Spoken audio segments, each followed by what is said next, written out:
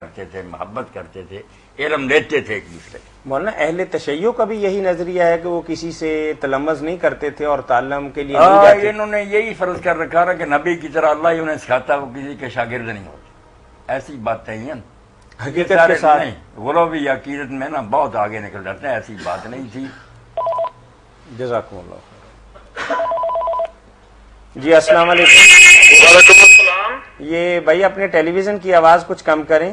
اچھا جی، ارے میں پوچھنا چاہنا مفتی صاحب کو کہ آج جی قوالی سننا جائز ہے کہ نہیں؟ کچھ لوگ سنتے ہیں۔ بالکل حرام ہے۔ اس پر ایک پوری کتاب لکھی ہے احکام سماع، مولانا عمر رضا خان رحمۃ اللہ علیہ نے، ان کے بچے نے، کہ جو کہتے ہیں چشتیہ خاندان کے بزرگوں نے سنی ہے ان پر وہ کہتے ہیں کروڑ لعنت، اللہ کے ولیوں کو بدنام کر رہے ہیں۔ وہ کب سنتے تھے یہ قوالی؟ جب اللہ کے رسول نے حرام کیا تھا اور یہ اللہ سن سکے۔ وہ کتاب آپ لے لیں، رسائل رضویہ میں چھپی ہوئی ہے، تاکہ باقی لوگوں کو چھوڑیں، خود اعلیٰ حضرت کا فتویٰ اور بریلویوں کا پڑھیں۔ جن لوگوں نے کہا یہ دف حضور کے زمانے میں بچوں نے کہا سب چھوڑو، ایسی کچی پکی روایتوں کا کوئی فائدہ نہیں۔ جب صاحب مذہب امام ابو حنیفہ اور امام محمد نے ہمیں بتا دیا سب کچھ پرکھ کے کہ یہ سب ختم ہے، باتیں حرام ہے ساری چیزیں، تو ہم نے اس بارے میں کوئی بہانہ تو نہیں۔ وہ کتاب آپ کو پڑھنی چاہیے۔ انہوں نے کہا دین کے ڈاکو اور چور اللہ کے ولیوں کا نام لے کر فساد کرتے ہیں، کسی چشتیہ خاندان کے بزرگ نے یہ قوالی نہیں سنی۔ مولانا کتاب ہے پوری۔ ٹھیک ہے، بہت اچھی بات آپ نے بتائی۔ 2-4 برس پہلے تو صرف قوالی ہی ایک متنازع مسئلہ تھا، اب تو نعت اس وقت تک مکمل نہیں ہوتی جب تک دف کے ساتھ باقی ساز و آواز کا سنگم نہ بنایا جائے۔ پیچھے بھی بجتے ہیں، سارا کچھ شروع کر دیا۔ یہ تو آپ ہی کے شہر کے ایک عالم دین نے، یہ آپ کے شہر کے یہ کس طرح کے آدمی نے کام شروع کیا؟ انہوں نے کیا، پروفیسر ہی ہیں وہ بھی، اچھا ان کا کام چل گیا۔ بالکل ناجائز، نعت رسول کو ایسی چیزوں سے ملوث نہیں کرنا چاہیے۔ نعت ایک عبادت ہے، جیسے نماز اور قرآن ادب سے پڑھا جاتا ہے ایسے کرنا چاہیے۔ یہ کوئی شغل ہے کہ ساز بج رہے ہیں اور آپ پڑھ رہے ہیں، ایسی بات نہیں۔ اب تو یہ بڑی تیزی کے ساتھ مولانا یہ معاملہ پھیل گیا ہے۔ اگر چھوٹی بچیاں بھی داب بجا رہی تھی جی السلام علیکم۔ شیطانی ساز کہا تھا۔ یہ بتاتے ہیں آپ میرا بھائی ٹیلی ویژن کی آواز کچھ کم کریں، بند کیا کریں نا، پہلے ہمارے سوال کر لیں، پھر آپ ٹیلی ویژن کی آواز بند کر کے اپنا سوال کریں، پھر ٹیلی ویژن آن کر لیں۔ اچھا ہاں ہاں پہلے مسئلہ آیا تھی کہ مطلب بھتیجی میری بیٹھی ہے کہاں کے اوپر، ہاں ہاں میں پوچھنا چاہ رہا ہوں اگر اور کو ختم دعا لیا جائے وہ پرابلم تو نہیں ہے گل؟ یعنی اپنی بیوی ہی کو پیر سمجھتے ہیں اور ان سے ختم دلوانا چاہتے ہیں بھائی، تو یہ پوچھ رہے ہیں کہ اس کے بارے میں یہ پوچھ رہا ہوں گھر میں بیٹھی ہوئی ہیں بہن، اعتکاف پہ بیٹھی ہیں، اعتکاف پر بیٹھی ہیں، تو آپ نے کچھ کھانا پکایا تو کھانا غریبوں مسکینوں کو دیں، تو بہن کو وہاں کہیں کہ آپ کچھ قرآن مجید پڑھ کے نا اس کا ثواب بخش دیں۔ بالکل ٹھیک ہے، وہ بھی قرآن پڑھے بخشے، آپ بھی غریبوں مسکینوں کو کھانے وغیرہ دیں، اللہ کے فضل سے اللہ قبول فرمائے گا۔ وہ ختم دلایا جا سکتا ہے، وہ ختم کیا دلانا ہے؟ ختم کا بارے میں جو ہے نا کہ آگے رکھو، وہ اس میں انجیکشن کرے۔ یہ تو الحجت الفایا میں خود مولانا عمر رضا خان بریلوی رحمۃ اللہ علیہ کہتے ہیں، یہ بےہودہ بات لوگوں نے کہاں سے نکالی؟ وہ خیرات ویسے نہیں پہنچی اور قرآن الگ نہیں جائے گا، تو یہ رسم تو آپ چھوڑیں، جائز ناجائز کی باتیں نہیں، یہ دین میں نہیں ہے۔ خود انہوں نے بھی لکھا کہ کہیں ہے کہ ثواب نہیں جائے گا جب تک یہ جوڑو نا ان کو۔ وہ بہن وہاں بیٹھی قرآن پڑھتی رہے، وہ بھی ثواب پہنچے گا، آپ غریبوں کو جو پکایا دے دیں۔ بہت شکریہ جی مولانا چلیں۔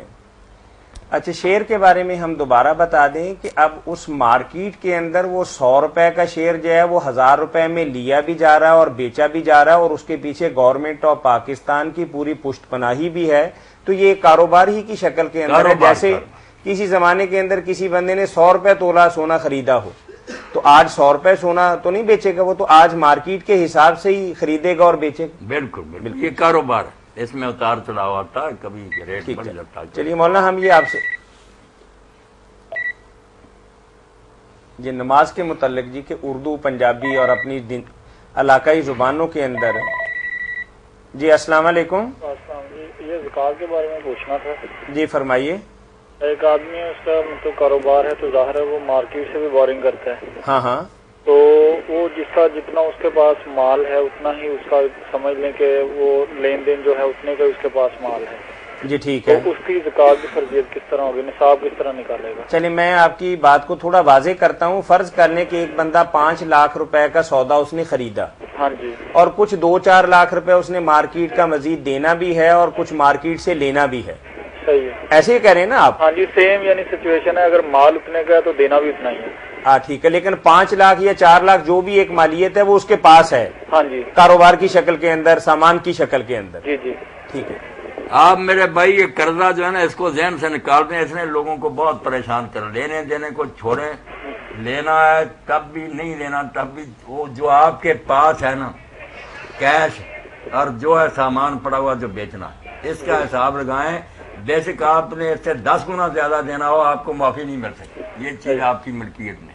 جو آپ نے لینا ہے اس کی زکات آپ نے نہیں دینی, وہ جب آئیں گے پیسے دیکھا جائے گا. جو کسی رقم کو برت رہا ہے اس نے اس کی زکات دینی, خواہ اس کے اپنے ہیں یا اس نے قرض لیے. یہ سیدھا سا اصول یاد رکھیں. اچھا, دوسرا جو آپ نے 2-3 لاکھ دینا اس کی فکر نہ کریں, وہ جب آئیں گے پھر دیکھا جائے گا. جو آپ کے پاس ہے نا بے شک آپ نے لوگوں کے دینے ہیں, یا تو دے دینا, اگر دے نہیں رہے برت رہے ہیں تو زکات بھی دینی ہے کیش, اور جو آپ کے پاس سامان قابل فروخت. اس کو دوسرا سوال میرا یہ ہے کہ ایک مطلب 1.5-2 ماہ پہلے فوتگی ہمارے گھر میں ہوئی ہے, تو اس کے روزے جو ہیں بدل کے طور پر رکھوائے جا سکتے ہیں کسی سے؟ کب فوت ہوئی ہیں؟ 2-3 مہینے پہلے. نہیں, ان پر تو رمضان آیا ہی نہیں, ان پر روزے فرض ہی نہیں ہوئے. صحیح, وہ پچھلے رہ گئے تو پھر الگ بات. صحیح, یہ رمضان تو انہوں نے پایا ہی نہیں, اس کے کیا رکھنے تھے انہوں.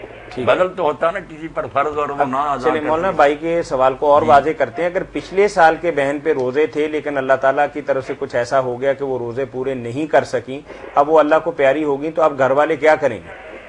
اس صورت میں دیکھنا کہ اگر پچھلے رمضان میں کچھ روزے رہ گئے اور بعد میں اللہ نے انہیں اتنی مہلت دی, تندرست ہو گئی کہ وہ رکھ سکتی تھی, نہیں رکھے تو پھر ان کے ذمہ قرضہ بن گیا, ان کے وارثوں کو رکھنا پڑے گا, یا کوئی دوسرا خیر خواہی کی کر کے رکھ دے, ادا کرنا پڑے گا جیسے بندوں کا قرضہ دیتے ہیں. اور اگر وہ بیمار ہی چلی جائیں اور اسی بیماری میں فوت ہو گئی, تندرست ہوئی نہیں کہ وہ روز ادا کر سکتی, تو معاف کوئی بھی نہیں رکھے گا, نہیں کسی وارثوں پر بھی نہیں ہے, نہ کوئی صدقہ دینا نہ کچھ نہیں. اچھا مولانا چلیں, آپ کے زکوٰۃ کے حوالے سے ایک سوال ذہن کے اندر آ رہا ہے کہ کچھ لوگ ایسا کرتے ہیں کہ آن سیل لوگوں کو مال دیتے ہیں, کوئی 2 لاکھ کا 4 لاکھ کا, کہ بیچ کے آپ 2 روپے 4 روپے اس میں سے لے لیں گے, تو اب وہ 4-5 لاکھ روپے کا مال جو اس کی دکان پہ پڑا ہے اس کی زکوٰۃ کس کے ذمہ, جبکہ اس کے پروفٹ جو ہے وہ وہی لے رہا ہے جو بیچ رہا ہے؟